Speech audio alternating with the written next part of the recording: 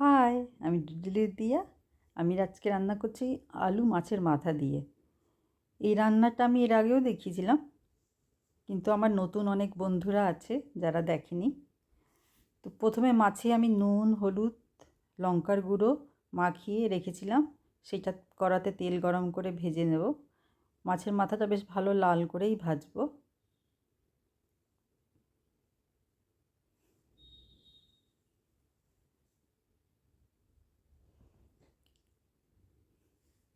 এই রান্নাটা খুবই টেস্টি হয়, তোমরা একবার করে দেখো। এটা আমাদের বাংলাদেশ বরিশাল ডিস্ট্রিক্টে ভীষণ ফেমাস আলুর তরকারি মাছের মাথা দিয়ে।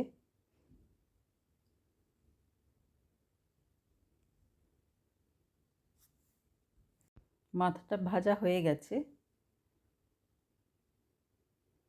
আমি এতেই আর একটু তেল নেব, কয়েকটা শুকনো লঙ্কা দেব, তেজপাতা দেব, আর হাফ চামচের মতন জিরে দেব।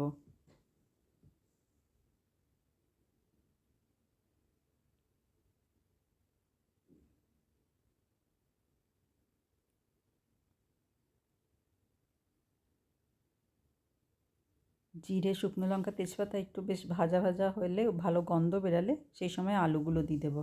আমি এখানে এটা ঝাড়খণ্ডে এই আলুগুলো পাওয়া যায়, লাল আলু। আমি খোসা শুদ্ধ করেছি, ভালো করে ধুয়ে নিয়ে তারপরে কেটে নিয়েছি।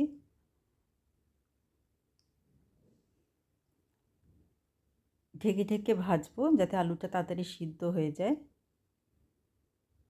আমি একটা ভাজা মশলা করে রাখি, জিরে, ধনে, দালচিনি আর এলাচ। ওইটা ভেজে গুঁড়ো করে আমি রেখে দিই। কয়েকটা কাঁচা লঙ্কা দেবো, আর আমি আদা বাটা দিলাম প্রায় 1.5 চামচের মতন। আমি আদাটাকেও বেটে ফ্রিজে কিউব টাইপের করে রাখি, যখন দরকার হয় তখন বের করে নিই। তোমরাও করে রাখতে পারো। হলুদ দেবো, লাল লঙ্কা দেবো, নুন দেবো।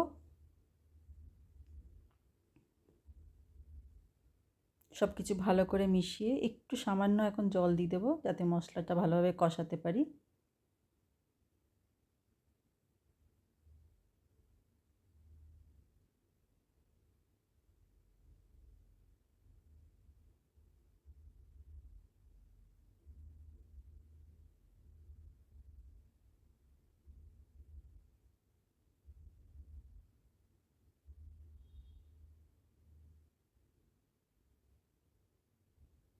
মশলাটা ভালো করে কষানো হয়ে গেলে আমরা সাইড দিয়ে গরম জল দিয়ে দেবো। আমি এখানে 10-12টা গোলমরিচ গুঁড়ো করে দিয়েছি। আমি গোলমরিচটা বেশিরভাগ ফ্রেশই গুঁড়ো করে দিই। মাছের মাথাগুলো দিয়ে ভালো করে সব কিছু মিশিয়ে নেব। ভালো লাগলে লাইক, কমেন্ট, শেয়ার করো। আমার চ্যানেলটা সাবস্ক্রাইব করে নিও। সব কিছু ভালো করে মিশিয়ে আমি এর মধ্যে গরম জল দিয়ে দেব।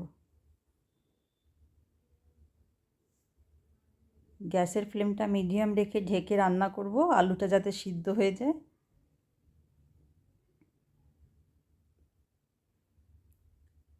নুন দিয়ে দেব।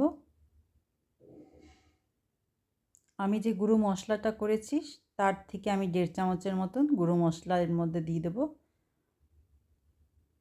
ঝোলটা তোমাদের নিজের ইচ্ছে মতন রেখো। আলুটা একটু গলে গেলে ঝোলটা ঘন হয়ে যায়। ঠিক আছে, ভালো থেকো, সুস্থ থেকো। আবার তোমাদের সামনে আরেকটা রান্না নিয়ে আসবো। Tata, thank you.